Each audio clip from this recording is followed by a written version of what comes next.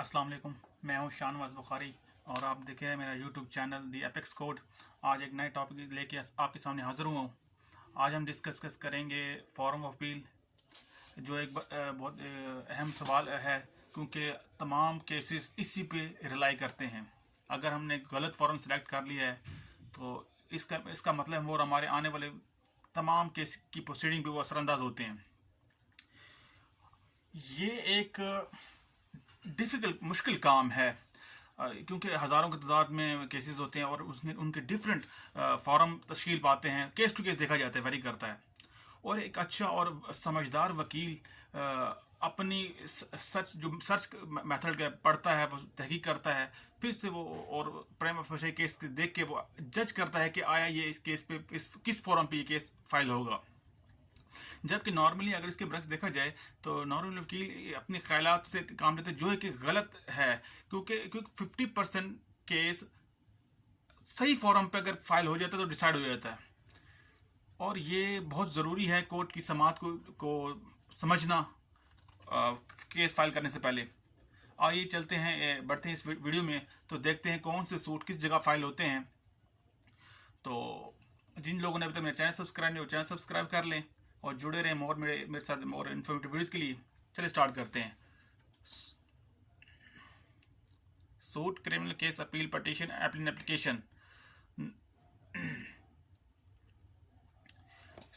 ये जो सूट्स और सिविल एप्लीकेशंस होती हैं, normally file in district courts in the courts of magistrate, यानी कि जो पहला जो फॉरम है सिविल सूट्स का, वो नॉर्मली मजिस्ट्रेट की कोर्ट में वो फाइल होता है। आप इसी तरह ही जो फैमिली सूट्स होते हैं, इंक्लूडिंग जो है मेंटेनेंस हो गया, डावर हो गया, डिवोर्स हो गया या डिग्री ऑफ खुला केसेस हो गए, ये नॉर्मल तौर पे फैमिली जज के पास ये केस लगता है। नॉर्मली बेसिकली वो होता तो एक डिस्ट्रिक्ट सिविल जज है, लेकिन चूंकि वो फैमिली मैटर के तहत जब वो कोई केस समाप्त करता है तो वो एक फैमिली जज बन जाता है। Review petition. रिव्यू पिटीशन के लिए एक कानून आप हमेशा के लिए जहन नशीन कर लें कि वो सेम कोर्ट होगी, यानी कि जिससे आपका लास्ट ऑर्डर हुआ था, ये चाहे वो सेशन कोर्ट हो, चाहे वो डिस्ट्रिक्ट मजिस्ट्रेट हो, या चाहे वो हाई कोर्ट हो, चाहे वो सुप्रीम कोर्ट, आपने उसी सेम फॉरम पे रिव्यू पिटीशन फाइल करनी होती है।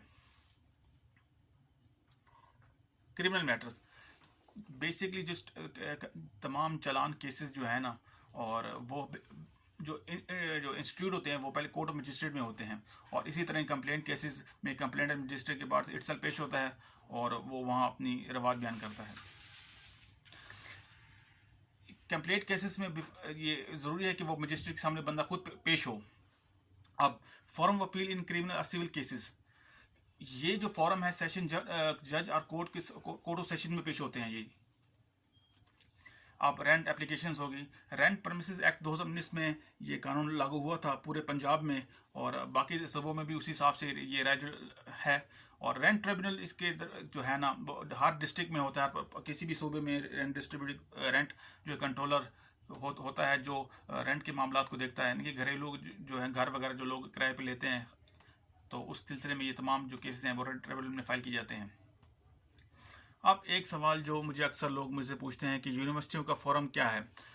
If department appeal provided in statute to file before director of the university or chancellor, यानी कि सबसे अगर तो उनके तमाम यूनिवर्सिटी के अगर किसी यूनिवर्सिटी के स्टैट्यूट हैं, नॉन स्टैट्यूट रूल्स हैं, तो वो अगर उनके रूल्स में प्रोवाइड है डिपार्टमेंट अपील, तो वो पहले वो अपना हायर फॉरम वहाँ इस्तेमाल करेंगे। फिर वो उनकी फर्स्ट अपील जो है वो लेबर कोर्ट में फाइल होगी, देन वो इसी तरह रिस्पेक्टिव हाई कोर्ट में फाइल होती है। यहाँ एक चीज़, अगर उनकी किसी भी यूनिवर्सिटी के अगर स्टैट्यूट नॉन स्टैट्यूट रूल्स में अगर तो डिपार्टमेंट अपील का ऑप्शन नहीं दिया, फिर तो वो डायरेक्ट जाएगा लेबर कोर्ट में, फिर वो जाएगा हाई कोर्ट में। नॉर्मली यहाँ एक क्वेश्चन रेज होता है कि बहुत से लोग जो हैं ये वो पहला फॉर्म छोड़ देते हैं, यानी कि लेबर कोर्ट को छोड़कर डायरेक्ट हाई कोर्ट अपील करते हैं, यानी कि अगर उन्होंने अगर डिपार्टमेंट अपील नहीं की तो इट्स का मतलब कि उसके केस पे बुरा असर पड़ता है इन फ्यूचर, अगर वो केस को मजीद परस्यू करता है हाई कोर्ट में। अब आते हैं नैब की केसेस। नैब केसेस देख लेते हैं। नैब केसेस में एक चीज़ हमेशा याद रखें, हमेशा डिविजनल बेंच जो है ना वो सुनता है समात नैब की केसेस की, और ये इसका फैसला 60 दिन के अंदर करना होता है। हाई कोर्ट पाबंद है कि नैब के जितने केसेस हैं, एप्लीकेशन हैं, पटिशन मुख्तलिफ डिफरेंट हो गए, उनका 60 दिन में फैसला करना होता है। अब एक चीज़ और मैं बता दूं, यहाँ बताते चलूँ, पटिशन जो है ना, जो हाई कोर्ट में फाइल की जाती है, वो क्योंकि बिकॉज हाई कोर्ट एक कॉन्स्टिट्यूशन जुरिडिक्शन है, इसमें तमाम कॉन्स्टिट्यूशन के तहत जो केसेस हैं वो देखे जाते हैं। All the Islamic matter carry in FST, all the Islamic matters, तमाम जो इस्लामी दुनिया के मामलात हैं वो फेडरल शरीयत कोर्ट में चलाए जाने चाहिए। मिसाल के तौर पे औरत मार्च जो हर साल 8 मार्च को मुनक्कद होता है, इसमें एक पटिशन फाइल की गई इस्लामाबाद हाई कोर्ट में 2020 में।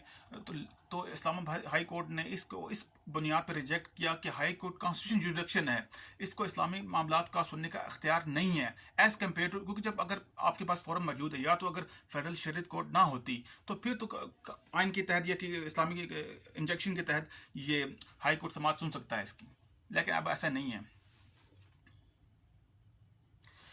सर्विस मैटर्स, सर्विस मैटर के जो सिर्फ 2 केसेस हैं ऐसे हैं जो हाई कोर्ट सुन सकता है, वो हैं अपग्रेडेशन एंड प्रमोशन केसेस, जो वो सिर्फ हाई कोर्ट की समाअत के अंदर आते हैं। बाकी जितने मामलात हैं सिविल सर्वेंट्स के जो स्टैट्यूटरी रूल्स हैं जिनके गवर्नमेंट बनाए हुए हैं, वो FST में अप्लाई होगी, यानी फेडरल सर्विस ट्रिब्यूनल। अगर प्रोविंसेस में चले जाएँ तो पंजाब सर्विस ट्रिब्यूनल और बलूचिस्तान सर्विस ट्रिब्यूनल वगैरह वगैरह इनके रिस्पेक्टिव होते हैं इनके फॉरम, जहाँ वो अपील कर सकते हैं। लेकिन उनको लाजमी है कि वो पहले डिपार्टमेंटल अपील लाजमी करें और 90 डेज़ के अंदर वो फाइल करें किसी भी सर्विस ट्रिब्यूनल में।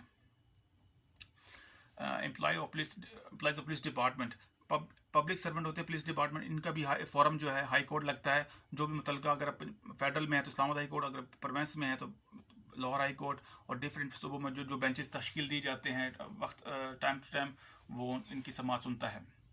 इलेक्शन अपील नॉर्मली जो है वो इलेक्शन ट्रिब्यूनल सुनता है, एंड उनका पहला फॉर्म इलेक्शन ट्रिब्यूनल होता है। इसी तरह एम्प्लॉय वेलफेयर, स्टाफ वेलफेयर जो है इनके लेबर कोर्ट रिस्पेक्टिव और या डिस्ट्रिक्ट इनका लेबर कोर्ट इनका बनता है, और पहला फोरम अगर इनके कानून में स्टैट्यूटरी प्रोविजन में, नॉन स्टैट्यूटरी प्रोविजन में रूल दिया गया कि अगर इंडस्ट्रियल रिलेशन एक्ट के तहत अगर तो इनका डिपार्टमेंट या कमिश्नर, इनका बहुत बेसिकली इनका कमिश्नर होता है, वो पहली डिपार्टमेंट इनका फोरम है वो बनता है, फिर वो लेबर कोर्ट में आएंगे, लेबर कोर्ट के थ्रू ये फिर आएंगे हाई कोर्ट में रेस्पेक्टिव प्रोविंसेस में। ये थी मेरी आज की वीडियो। जिन लोगों को पसंद आई है वो लाइक और सब्सक्राइब कीजिएगा। खुदा हाफिज़।